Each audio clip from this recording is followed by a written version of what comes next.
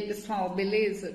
Pessoal, eu fiz uma postagem falando sobre Neospora e aí eu recebi algumas dúvidas, pedindo para mim explicar um pouco mais sobre a doença, outras estratégias para poder fazer a prevenção, para entender um pouquinho do ciclo e de quais são as consequências do Neospora. Então, Neospora é um protozoário no qual está envolvido nos seus ciclos cães, raposas, lobos também estão envolvidos, mas mais comum cão. Mas depois que eu tenho uma vaca positiva na propriedade, o cachorro acaba sendo vítima, né? Mais ou menos lá na história da leptospira, que o rato ele é colocado como o vilão da história, e depois que a gente tem uma vaca positiva, a vaca positiva acaba sendo a vilã e sendo a responsável ali por manter a doença no rebanho.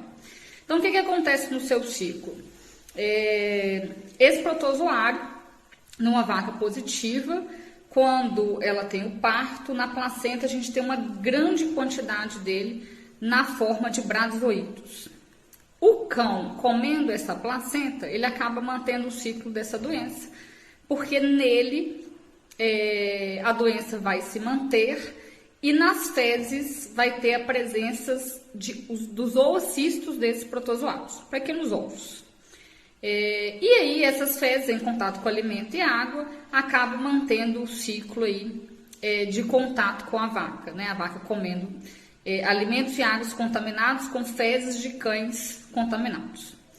Bom, então a gente observa de que o ponto-chave é o momento do parto, e aí por isso eu passei uma dica para vocês: enterra placenta. Associado a isso, é importante a gente entender mais alguns pontos diz respeito à Neospora. Neospora é uma doença que não causa nenhum problema clínico na vaca. Ela não vai aparecer doente, com febre, parar de comer, não vai ter nenhuma consequência clínica. O problema principal que acontece é o aborto.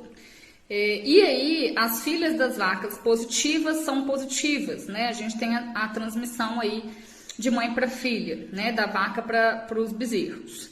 E aí, com esse processo, a gente acaba mantendo a doença no rebanho e a gente vai tendo cada vez mais animais positivos, porque aí a gente tem uma filha positiva, a filha dela vai ser positiva e por aí vai. O que é importante a gente entender, apesar de ainda não ter uma comprovação científica concreta, tudo indica que animais positivos para neósporas tendem a abortar uma vez na vida depois da sua infecção. E aí eles acabam não abortando mais. Contudo, eles mantêm a doença no rebanho, porque eles continuam sendo positivos, fazendo filhas positivas, e suas placentas, né, seus anexos fetais aí são contaminados, que podem contaminar outras vacas ali no ambiente de maternidade de pré-parto, certo? Então, a principal estratégia para uma propriedade efetivamente ficar livre da doença, evitando a ocorrência de aborto por Neospora, é fazer o monitoramento de descobrir quais são as vacas positivas. Com essa estratégia, a gente vai conseguir cercar a doença, passar a fazer um processo de criar 2 pré-partos na propriedade, um de vacas sabidamente positiva e de vacas negativas. Criar o hábito de enterrar a placenta, e eu faria com todos, não só com do grupo de vacas positivas. E um outro ponto, a gente melhorar a distribuição de água, fazendo ela como se fosse um circuito fechado. Independente do ponto de captação, a gente fazer com que os animais tenham acesso à água de um circuito fechado, seja direto da nascente até bebedouros, seja de poço artesiano até bebedouros, que assim a gente evita que os animais tenham acesso à água que possa estar contaminada com fezes de cães contaminados, ok? Então, são formas relativamente simples da gente cercar a doença. Não precisa desesperar quando a gente encontra um animal positivo em exames. Na verdade, fazendas negativas são aquelas que não fazem exames.